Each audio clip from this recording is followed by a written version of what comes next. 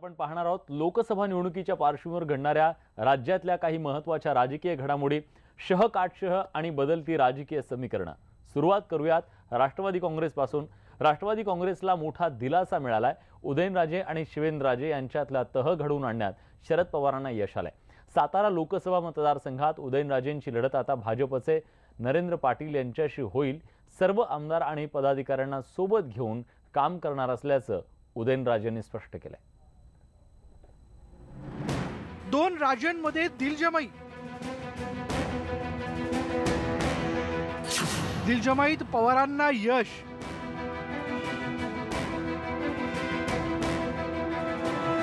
राष्ट्रवादी काँग्रेसला दिलासा। साताऱ्याचे सर्व नेते एकत्र। निवडणुकीआधी राष्ट्रवादीला ॲडव्हान्टेज। राष्ट्रवादी काँग्रेसचे अध्यक्ष शरद पवार यांच्या मुंबईतल्या निवासस्थानी साताऱ्याचा तह यशस्वी झाला। उदयनराजे आणि शिवेंद्रराजे या दोन राजांमधील वाद राज्याला परिचित आहे। लोकसभा विधानसभा निवडणुकीच्या पार्श्वभूमीवर दोन्ही राजांमध्ये दिलजमाई करण्यात पवारांना यश आलंय। याआधीही पवारांनी दोन्ही राजांना एकत्र आणलं होतं। शनिवारी शरद पवार यांनी तातडीची बैठक बोलावली। सातारा लोकसभेच्या जागेसाठी विद्यमान खासदार उदयनराजे भोसले यांच्या नावावर शिक्कामोर्तब करण्यात आलं। मागील महिन्यातली राजकीय मिसळ ठसकेबाज झाल्यानं राष्ट्रवादीतल्या अनेकांना ठसका लागला होता। भाजपचे उमेदवार नरेंद्र पाटील यांच्यासोबत शिवेंद्रराजे यांनी मिसळपेच चर्चा केली। निवडणुकीच्या आधी ही मिसळ शिजल्यानं राष्ट्रवादीत भूकंप झाला, पण या मिसळीची वाफ वादळात रूपांतरित झाली नाही। शरद पवारांच्या उपस्थितीत तहाची बोलणी यशस्वी झाली।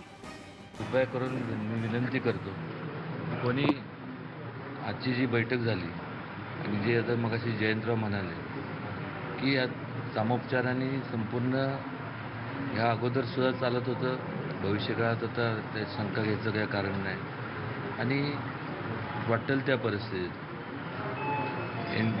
राष्ट्रवादी काँग्रेस पक्ष संपूर्ण एक दिलाने केवळ ह्याच नाही तर प्रत्येक मतदारसंघात निवडणुकीत एकत्रित सगळे आमदार आणि खासदार विधानसभेचे सर्व काम निश्चितपणे सहकार्य करून करतो। महायुतीमध्ये सातारा लोकसभा मतदारसंघ आरपीआय आठवले गटाकडे होता, पण आता सातारा मतदारसंघातून नरेंद्र पाटील लढणार आहेत। माथाडी कामगारांचे नेते असलेल्या नरेंद्र पाटील यांच्यामुळे भाजप उदयनराजेंना आव्हान देण्याच्या प्रयत्नात आहे, पण साताऱ्यातल्या नेत्यांचं मनोमिलन झाल्यानं राष्ट्रवादी काँग्रेसची बाजू भक्कम झाली आहे। आमचे तिथले खासदार छत्रपती उदयनराजे यांच्या बरोबर तिथल्या सर्व आमदारांची आणि प्रत्येक तालुक्यातील प्रमुख नेत्यांची आणि जिल्हा अध्यक्षांची बैठक झाली।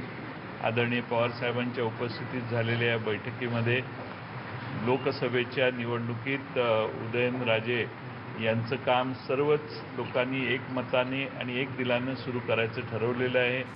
उदयनराजे आणि शिवेंद्रराजे यांच्यात अनेकदा टोकाचे मतभेद झालेत। अनेकदा दोघांनी एकमेकांवर जोरदार टीका केली। दोघांमध्ये मनोमिलन करण्याचे अनेक प्रयत्न झाले। शरद पवारांनी दोन्ही राजांमध्ये तह घडवून आणला। आता हा तह कितपत यशस्वी होतो याकडे राज्याचं लक्ष लागलंय। प्रफुल्ल साळुंखे, न्यूज 18 लोकमत, मुंबई। शिरूर लोकसभा मतदारसंघात राष्ट्रवादीकडून डॉक्टर अमोल कोल्हे यांची उमेदवारी निश्चित मानली जात असतानाच या मतदारसंघातले दुसरे इच्छुक उमेदवार विलास लांडे यांच्या समर्थकांनी कोल्हे विरोधात बंड पुकारलाय। अमोल कोल्हे हे आयात केलेले उमेदवार आहेत, त्यामुळे त्यांना उमेदवारी दिली तर पक्षाचं काम करणार नसल्याचाच इशारा लांडे समर्थकांनी दिल्यानं ऐन निवडणुकीच्या तोंडावर शिरूर राष्ट्रवादीमध्ये बंडाळी उफाळून आली आहे। विलास लांडे हात वर करा कोणाला करायचे असतील तर। देवदत्त निकाल काही हात, ठीक आहे। पोपटराव गावडे काही हात वर, ठीक आहे। डॉक्टर अमोल कोल्हे,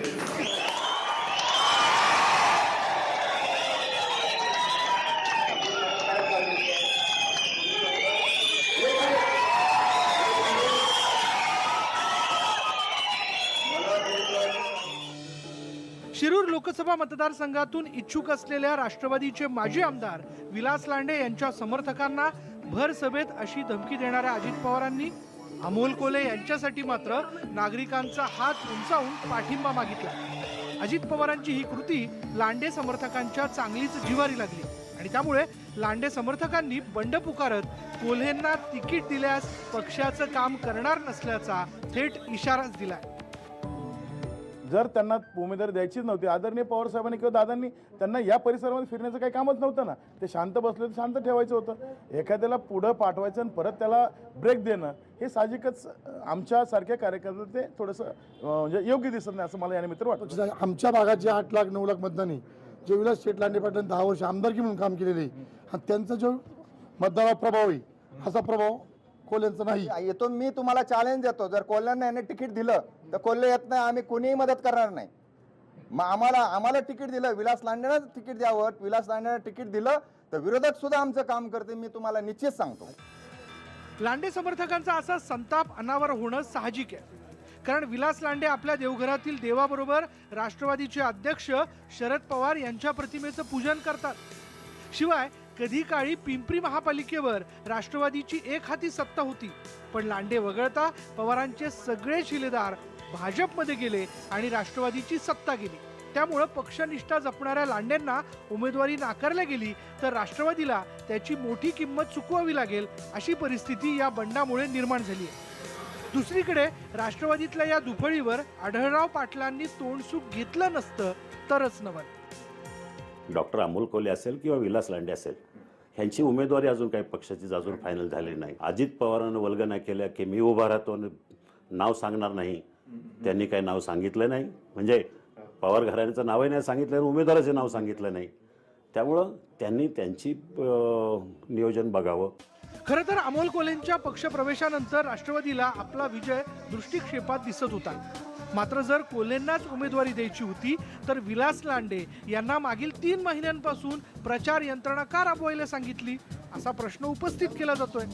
राष्ट्रवादीचे नेते या प्रश्नाचं समाधानकारक उत्तर देऊ शकले नाहीत तर या मतदारसंघात 15 वर्षांनंतर जिंकण्याचं राष्ट्रवादीचं स्वप्न पुन्हा एकदा धुळीस मिळेल असं म्हटलं तर वावगं ठरणार नाही.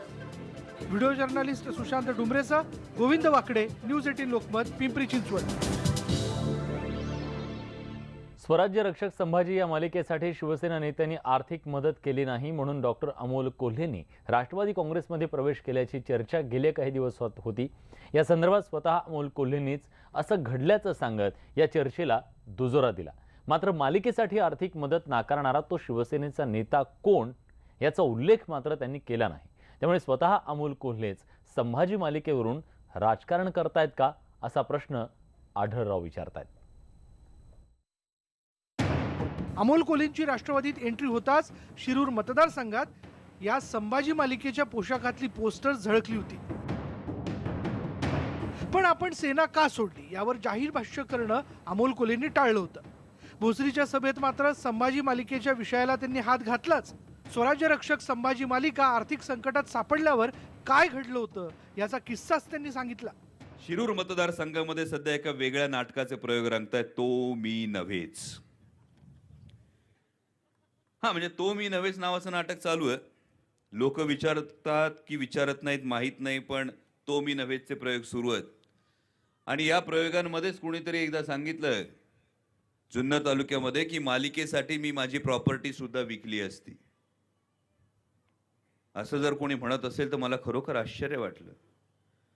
आश्चर्य अशासाठी वाटलं इतके दिवस अडवलं कुणी होतं मग.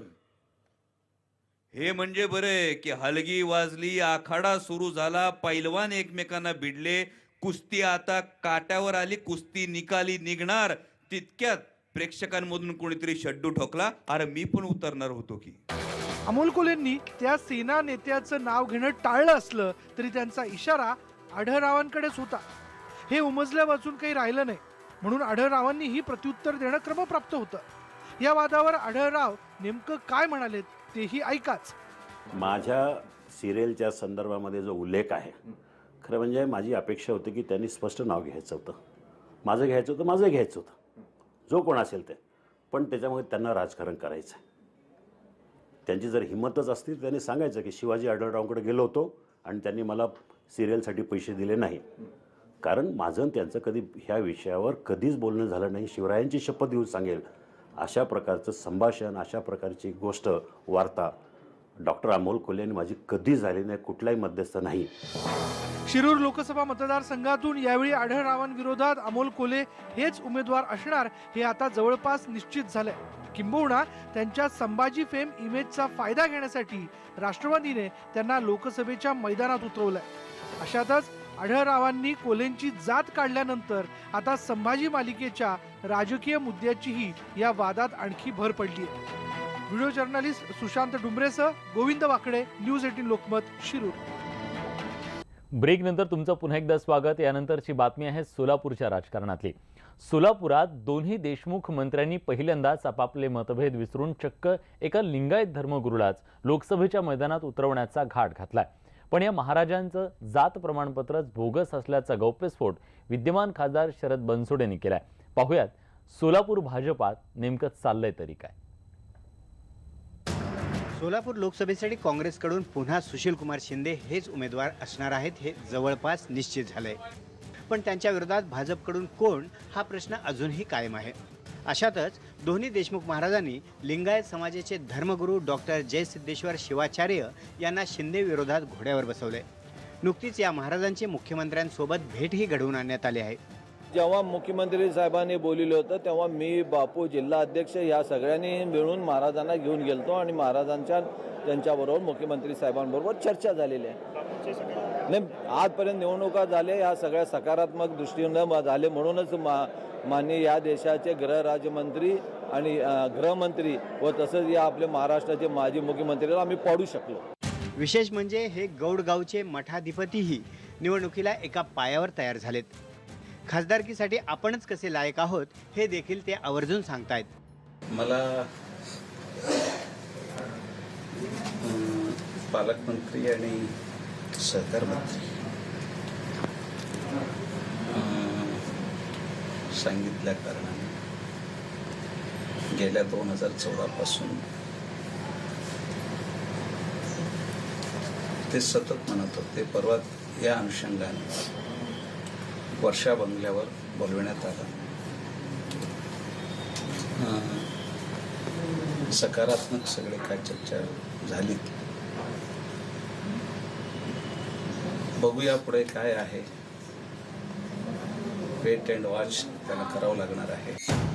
दरम्यान लिंगायत समन्वय समितीने मात्र मठाधिपतींच्या या निर्णयाला कडाडून विरोध दर्शवलाय. तर पालकमंत्र्यांनी महाराजांच्या उमेदवारीचं जाहीर समर्थन केलंय. पण राजकारणात येऊ नये, कृपा करून कोणी जर तुमचे डोकं फिरवलं असतील की बाबा उभा राहा म्हणून, आणि किंवा ते पक्षाला वाटत असेल की हा महाराजाला तिकीट दिलं की समाज त्यांच्या पाठीशी निवडून येईल, हे पूर्ण कल्पना चुकीचं आहे. समाज हा ह्या गोष्टीला अजिबात समर्थन देणार नाही. याचंच उदाहरण मी आत्ताच सांगितलेलं आहे. बसवराज वेदमूर्ती बसवराज शास्त्री हे इलेक्शनमध्ये पराभूत झालेले आहेत लिंगायतच मतदारसंघात. तर एवढं सगळं घटना घडत असताना धार्मिक गुरूने राजकारणात येऊ नये आणि ह्या समाजाच्या भावना तीव्र आहेत आणि असा विरोधाचा ठराव मग कुठेही राज्यात कुठेही धार्मिक गुरु उभारत असेल तर त्याला लिंगायत समाजाचं समर्थन नसणार नाही, म्हणून असा आजच्या या परिषदेत ठराव घेण्यात आलेला आहे. सगळ्यांचाच असं मला वाटतं की सगळ्यांचाच असं विचार होतं की महाराजांनी या राजकारणात उतरावं आणि आज परिस्थिती या देशाची बघितली असताना एक चांगलं या देशाचा विकास पाहिजे, या देशात चांगले माणसं यायला पाहिजे. महाराजांनी फक्त आपले भगवे कपडे घालणं आणि महाराज आहे म्हणून फिरणं त्याच्याहीपेक्षा आज हे जय सिद्धेश्वर महाराज हे PhD झालेले आहेत आणि यांचा ज्यांनी BA केले, MA केले, PhD केलं, त्यांचं कुठेतरी आपल्या देशासाठी उपयोग व्हायला पाहिजे. ज्या देशाचे पंतप्रधान आदरणीय नरेंद्रजी मोदी आहेत त्यांचा हात बळकट करण्यासाठी चांगल्या माणसांची फार गरज आहे. म्हणून महाराजांची या सगळ्या भक्तगणांची इच्छा आहे की महाराजांनी राजकारणात उतरावं. या सगळ्या गदारोळात विद्यमान खासदारांनी वेगळाच बॉम्बगोळा टाकलाय. या महाराजांचं जात प्रमाणपत्रच बोगस असल्याचं त्यांनी म्हटलंय. तसंच अमर साबळे हे उपरे असल्याने उमेदवारी आपल्याला मिळणार असल्याचा ते दावा करतायत.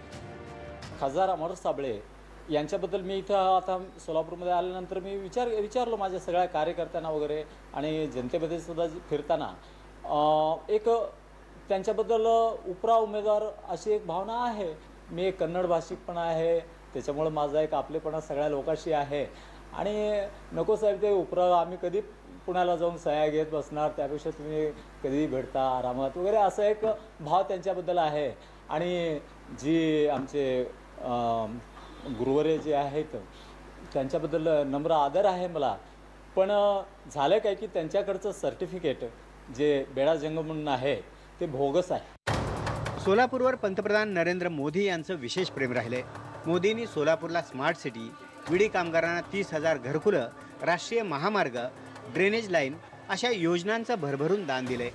एवढंच नाही तर गेल्या 5 वर्षात स्वतः पंतप्रधान नरेंद्र मोदी 2दा सोलापूर दौऱ्यावर येऊन गेलेत.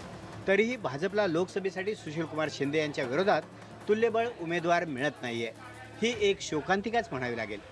पार्टी विथ डिफरन्स असं बिरोदावली मिरवणाऱ्या या भाजपमध्ये आता डिफरन्स इन पार्टी अशीच अवस्था झालेली आहे. कारण 2 मंत्री आणि एका खासदारांच्या असमन्वयामुळे आता लोकसभेचा उमेदवार नक्की कोण असणार हे अद्याप ठरलेलं नाही आहे.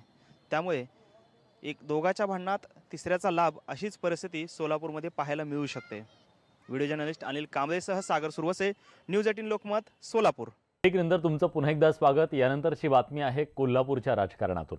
राजकारणात कोण कुणाचा शत्रू किंवा मित्र होईल हे निश्चितपणे सांगता येत नाही. आणि दक्षिण महाराष्ट्रातल्या कोल्हापूर लोकसभा मतदारसंघात सुद्धा येणाऱ्या भावी खासदारासमोर आव्हान असणार आहे ते दोस्ती आणि दुश्मनीचं. त्यामुळे कोल्हापूरमध्ये सध्या राजकीय वातावरण तापलं नसलं तरी निवडणुकीच्या आखाड्यात कोण कोणाबरोबर असणार याचं कोडं मात्र कोल्हापूरकरांना नक्की पडलंय. कोल्हापूर मतदारसंघात आघाडी आणि युतीचे उमेदवार जवळपास निश्चित झाल्यात जमायत. राष्ट्रवादीकडून धनंजय महाडिक तर शिवसेनेकडून संजय मंडले असा सरळ सामना रंगणार आहे.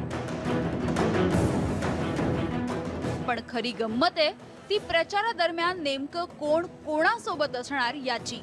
कारण महाडिक आणि काँग्रेसच्या बंटी पाटलांचं राजकीय वैर सर्वश्रुत आहे. अशातच पवारांनी बंटी पाटलांच्या वडिलांना म्हणजेच DY पाटलांनाच राष्ट्रवादीत आणून त्यांची पुरती गोची केल्यामुळे बंटी पाटील चांगलेच दुखावले गेले आहेत.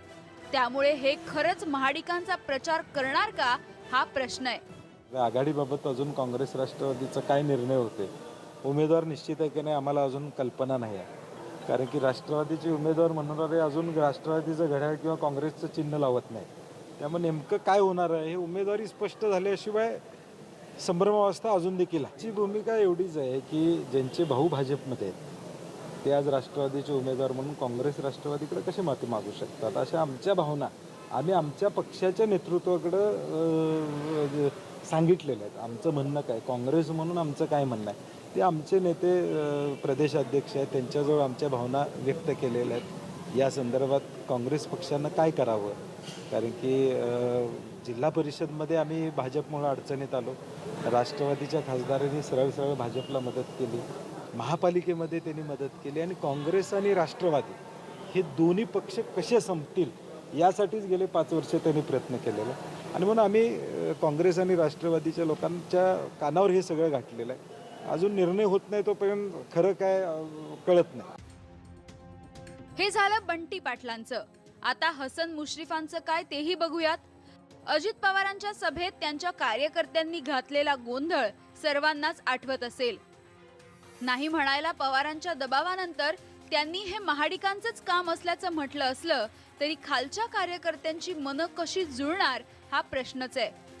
बरं हे कमी की काय म्हणून महाडिकांचे चुलत भाऊ सध्या भाजपचे आमदार आहेत.